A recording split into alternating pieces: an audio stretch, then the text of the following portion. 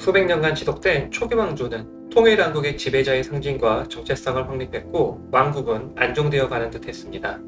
자칼은 메르도와 통일을 완수한 가장 가깝고 강력한 지지자였습니다.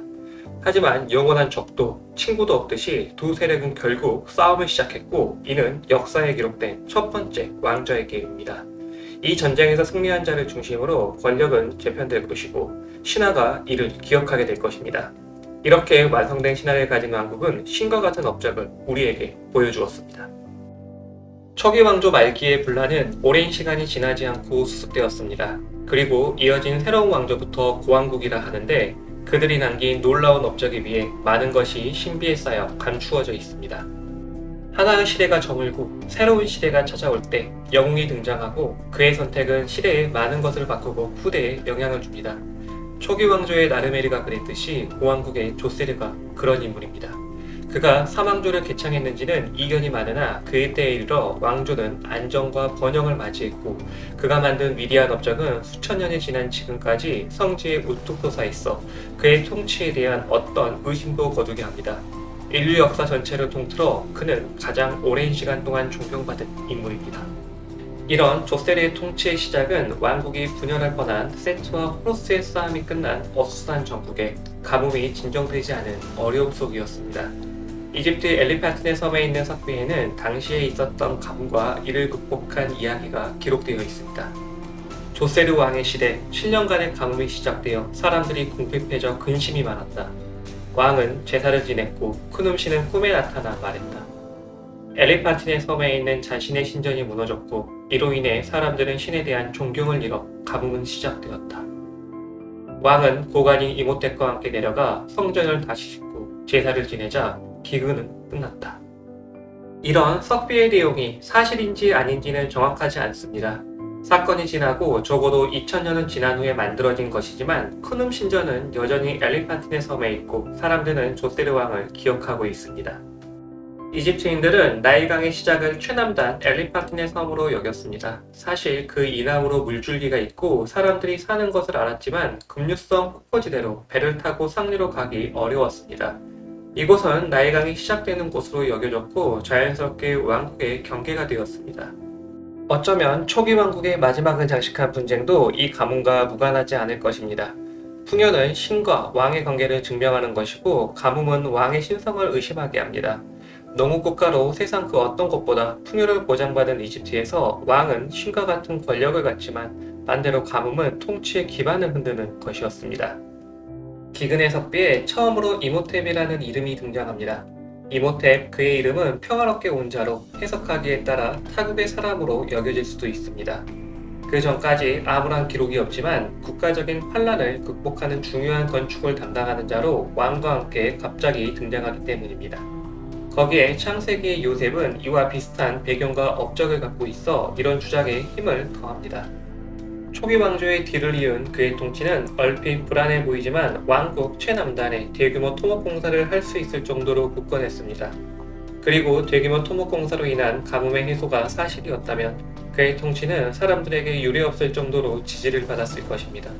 더불어 대규모 토목공사에 대한 정당성도 함께 얻을 수 있었을 것입니다. 그가 최초의 피라미드를 만든 이유는 정확하진 않지만 흥미로운 내용이 있습니다. 그가 50살 때 꾼 꿈 이야기입니다. 나는 신이 왕에게 주는 제2의 영원한 생명을 얻고자 높은 산꼭대기에 올라 혼자 기도하고 있었다. 그러자 하늘에서 눈부시게 빛나는 긴 계단이 내려왔다. 나는 단숨에 그 계단을 뛰어 올라가려 했다. 조세르와 이모텝이 만든 거대한 업적은 역사의 처음으로 다른 누구의 생각이나 사상에 첨가된 것이 아닌 오직 그들만의 것입니다. 오히려 이 업적을 본 후대의 사람들에게 수많은 영감을 주었을 것입니다. 역사적으로 조세르와 이모텝만큼이나 뛰어난 자들이 등장했고 그들이 했던 것을 생각해보면 이들이 만든 업적이 단순히 제사를 위한 것이라기보단 더 인간적인 부분을 생각할 수 있습니다. 왕권은 도전받았고 신성은 의심받았던 때 이집트의 신앙은 도시만큼이나 다양했습니다. 그 신앙을 모두 모아 신화를 만들어 하나로 뭉치게 했지만 보여줄 수 없는 신앙에는 한계가 있었습니다. 그래서 이들에게 보여줘야 할 신성의 증거가 필요했고 그렇게 만들어진 게 최초의 피라미드일 수 있습니다. 왕국의 권위와 안정성은 결혼과 신화로 엮은 도시들의 지지에 있었습니다. 일반 사람들은 정과 같은 삶을 살고 있었고, 가뭄은 도시들이 갖고 있던 통치의 기반을 흔들었습니다. 만약 이보다 더 큰 가뭄이 온다면 왕국은 분열되어 질서를 잃고 태초의 혼돈으로 돌아갈 것입니다. 그래서 이들은 누구도 부정할 수 없는 하늘로 향하는 계단을 만들어 신화를 완성하려 합니다. 이로써 왕국은 신화와 함께 불멸의 생명력을 얻었고, 그 계단이 무너지거나 더한 업적이 생기기 전까지 이는 유효할 것입니다. 지금 제가 피라미드를 이야기하는 것도 조세르와 이모텝의 의도였을 것이고, 신화는 쇠퇴했지만 사라지지 않은 이유이기도 합니다. 또 그저 그의 꿈에 의해 만들어졌다고 하기에 계단식 피라미드의 건축은 일관적이지 못합니다. 하나의 계획을 통해 만들어진 것이 아닌 여러 번의 수정을 통해 중축을 거듭했습니다. 그 전까지 왕들의 무덤은 아비도스의 왕가의 매장지에 있었지만, 계단식 피라미드는 수도인 멤피스 근처의 사카라 고원에 세워졌고, 그 거대한 크기로 사람들의 이목을 끌고 있습니다. 그리고 피라미드를 감싸고 있는 신전단지는 하나의 공연장과 같습니다. 헤브세드라는 왕이 계신 축제는 피라미드 남쪽 공터에서 열렸으며, 그의 매장실에도 이 장면이 그려져 있습니다. 피라미드 북쪽의 세르답에는 왕의 조각상이 안치되어 있고, 사방에 닫힌 벽 사이로 북쪽을 향해 눈구멍이 북극성을 볼 수 있게 했습니다. 통치를 위한 생명력과 별과의 연관을 보이는 이 의식은 불멸의 생명력을 보이고 별이 되고자 하는 왕이 보여주는 연극과도 같습니다. 마지막으로 그의 진짜 이름인 네체르케트는 신성한 몸을 뜻합니다. 이집트에서 왕조의 세습은 정통적으로 혈연 관계였습니다. 정복이나 대가 끊겨 왕조가 교체되기도 했지만, 기본적인 관계는 아버지와 아들이었습니다. 메인 매장실과 조금 떨어진 피라미드 아래의 또 다른 매장실은 그의 가족을 위한 공간과 함께 초기 왕조의 다른 왕들의 물건들이 함께 발견되었습니다. 무수한 약탈과 도굴로 인해 알 수는 없지만 선조들의 미라가 있었을 수도 있습니다. 만약 그렇다면 피라미드는 조세르 자신만의 것이 아닌 왕조를 위한 것입니다. 그런 피라미드를 통해 왕조와 자신을 잇고 왕조와 신화를 융합해 아버지에서 아들로 이어지는 영원 불멸의 왕국을 만들려 한 것인지도 모릅니다. 왕은 죽어 아버지인 오시리스가 되고 다음 왕의 아들인 호루스의 역할을 하는 것입니다. 신의 칼을 받아들여 신화와 왕조의 결합을 이룬 첫 번째 왕으로 그의 이름은 너무도 잘 어울립니다. 그가 꾼 꿈과 그렇게 만들어진 피라미드는 거대한 모습과 함께 수많은 상징을 갖고 있습니다. 그가 계시를 받았는지 아니면 인간적인 선택을 한 것인지 알 수는 없지만, 인간이 해낼 수 없을 것 같은 피라미드로 인해 신성은 증명되었고 신화는 완성되었습니다. 계단식 피라미드에서 이모템을 빼고 이야기할 수 없습니다. 우르크의 지구라트와 계단식 피라미드의 모양이 비슷합니다. 시대적으로 비슷한 시기, 두 문명에 비슷한 기념비적인 건물이 만들어졌다는 것은 우연이라고 하기에 그 중요성이 너무 커 한쪽이 다른 쪽에 영향을 받았다 생각할 수 있습니다. 그래서 학자들은 문명의 교류가 더 빈번하고 수로 기술이 이집트보다 발전한 메소포타미아에서 이모템이 왔다고 주장하지만, 계단식 피라미드는 우르크의 지구라트보다 적어도 반세기 정도 앞서 있어 이런 주장에 의문을 갖게 합니다. 마찬가지로 계단식 피라미드를 이모텝이 만들었다는 것도 사실 가능성뿐입니다. 이집트인들은 조세르 왕을 돈을 여는 자로 기록해 속죄 건축을 연 사람으로 보고 있습니다. 하지만 왕의 석상 받침대에 명확히 기록되어 있는 그의 이름은 그가 분명 실존했으며, 이모텝이 갖고 있던 무수한 타이틀은 그의 천재성과 더불어 왕의 기대를 증명합니다.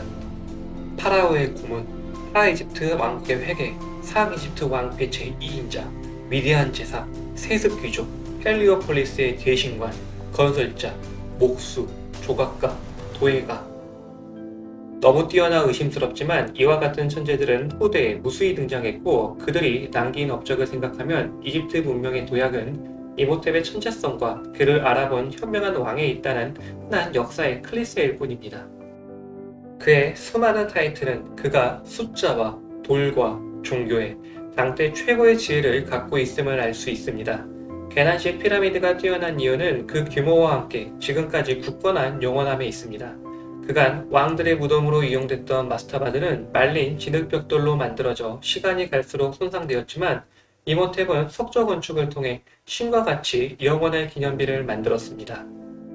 이미 엘리판티네 섬의 크눔 신전 건축에 참여한 적이 있는 그는 대규모 토목공사의 경험이 있었고 신전의 건축으로 인한 가뭄의 종식과 그로 인한 신앙과 왕조의 부흥을 목격한 사람입니다.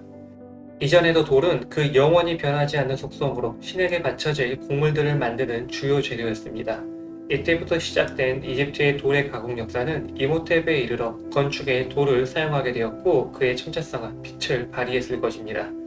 돌을 다루는 기술과 더불어 수학과 종교에도 중통한 그는 수많은 종교적 상징들을 녹여낼 방식을 구상했고 이를 현실로 옮길 수행력도 갖고 있었습니다. 왕의 치세가 길어질수록 왕의 무덤 건설이 계속될수록 기술자들의 돌에 대한 이해와 작업의 숙련도는 높아졌고 건축의 자신감은 커졌습니다.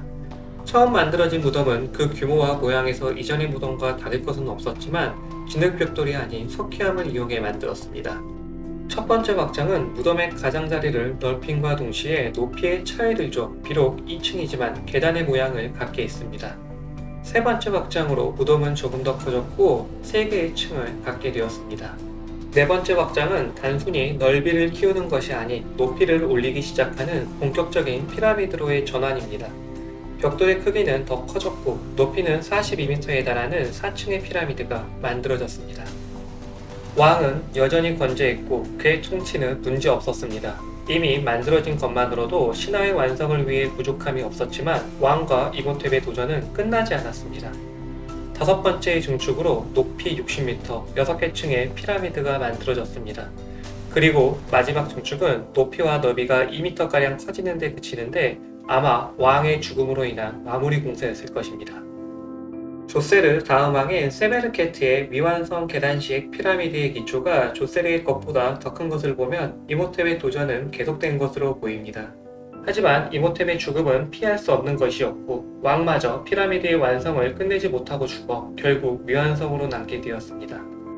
천재와 그를 알아본 왕은 끝내 누구도 상상한 적 없는 업적을 만들었습니다.